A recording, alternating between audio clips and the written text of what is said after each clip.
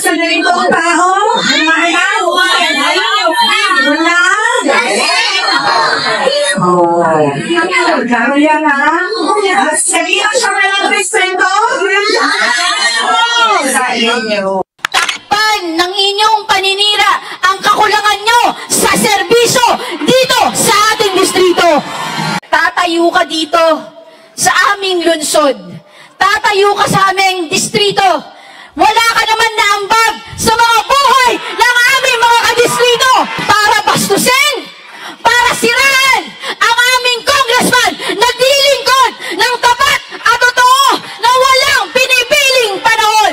At para sa mga tao na hinayaan sa kanilang entablado tumayo ang isang bastos at walang respeto, tama lang na hindi ka naging presidente ng Pilipinas. Uy!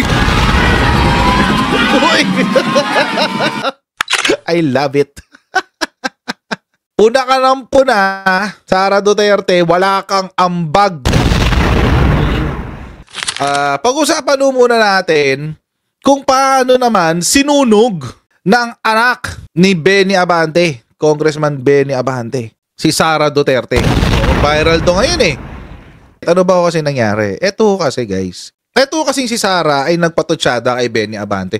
And alam nyo, pag naman eleksyon, sanay na tayo sa mga iba't ibang patutsyada ng mga kahit sinong kandidato, hindi ba? Given na ho yan, mga kakotsero. Kaso nga lang, ito kasing kay Sara, vice-presidente eh. Diba? Tapos ngayon, kumakampanya ka para sa mga senador mo na wala rin naman problema. Pero ang binibira mo, mga congressmen. Wait lang, anong connection ng trabaho ng mga nasa kamara doon sa mga nasa Senado? Ito kasi yung ginawa ni Sara. Papakita ako sa inyo guys. Ito yung ginawa ni Sara. Kagabi may hapon ako, ngayong gabi. Basta ka? No. Ilabas mo ang baso. Ilabas ang baso, paggalawin ang baso.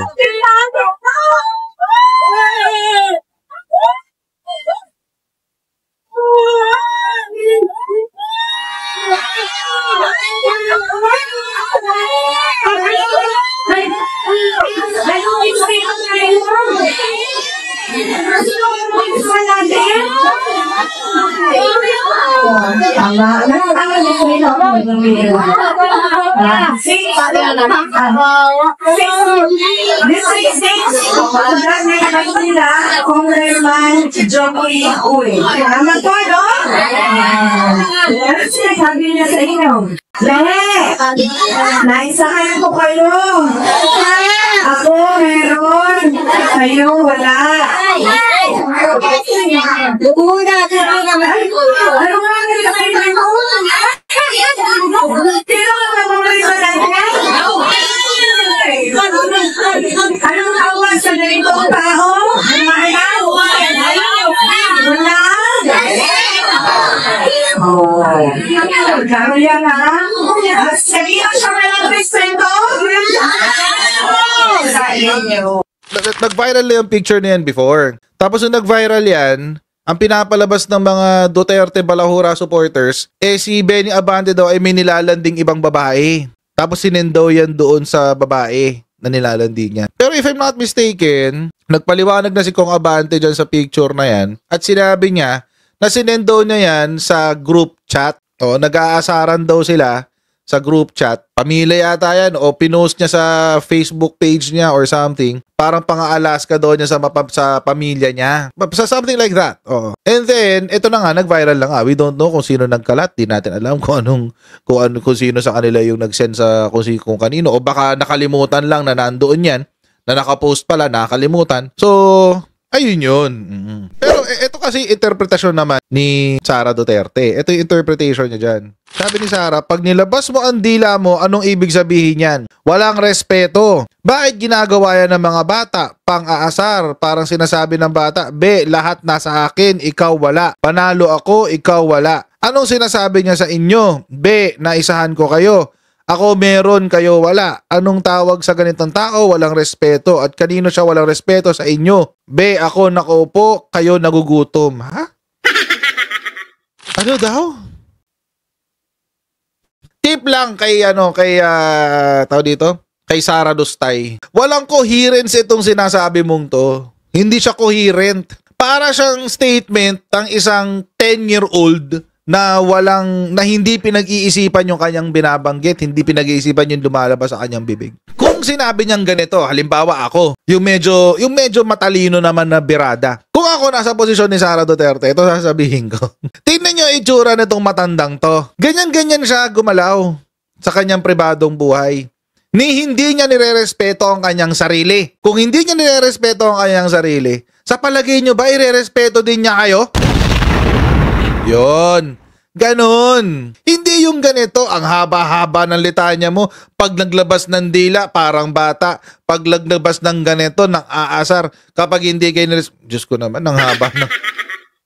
Walang coherence eh. Nag-viral lang yan kasi Vice President siya at ganyan siya umakto. Ngayon, mga kotsero, ibabalik ko ngayon yung kanyang mga sinabi. Nung tinanong si Sara Duterte tungkol sa kanyang confidential funds at hindi siya sumagot, sino ang nangbastos? Sino ang walang respeto? Sino ang walang respeto nung pumunta siya sa The Hague at iniwan niyang yung kanyang opisina sa Pilipinas, naghihikahos dahil hindi alam kung ano ang gagawin? Sino ang nabastos? Tayo, taong bayan. Bakit? Hinalal siya eh. Baka nakakalimutan yun. Nung kasagsagan ng bagyo, tumulak papuntang Germany para manood kay Taylor Swift. Yun ang bastos. Hindi lang niya binastos ang kaban ng bayan, hindi lang niya binastos ang dignidad ng mga Pilipino, hindi lang niya binastos ang ating judicial process. Lahat ng pambabastos ginawa ni Sara Duterte sa Pilipinas. Bakit ba gigil na gigil si Sara Duterte kay Benny Abante? Number one, mga kotsero, isa ho si Benny Abante sa mga dahilan kung bakit nasa Hague si Rodrigo Duterte. Si Benny Abante po, alam naman ho natin, ay ang chairperson ng human rights sa Kamara de Representante. At since, maski ho nung presidente pa si Digong, isa ho siya sa mga very vocal critics ng Tokhang, ng Oplan Tokhang. At hindi na mapipigilan ang galit ng tao sa mga Duterte, mga kotsero. At hindi rin nun napigilan ang galit ng anak ni Benny Abante. Pakinggan niya to. Takpan ng inyong paninira ang kakulangan nyo sa serbisyo dito sa ating distrito. Hindi pa sila doon natigil. Naghanap pa ng dayo. Kala mo liga? Liga. May hugot? Liga, may hugot. Tatayo ka dito sa aming lungsod. Tatayo ka sa aming distrito.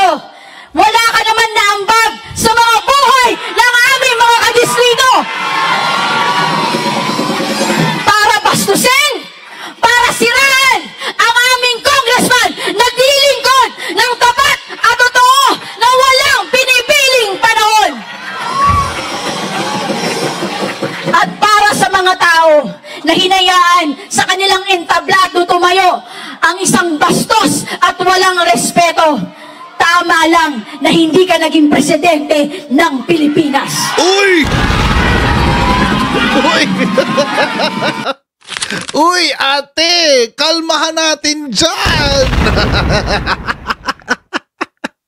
I love it. Ayun lang. Puna ka ng puna, Sara Duterte, wala kang ambag. Si Sara Duterte, hindi lamang po siya walang ambag sa Maynila. Wala rin ho siyang ambag sa buong Pilipinas. Durog si Saltik, guys. Durog si Saltik. Si Sara Saltik, guys.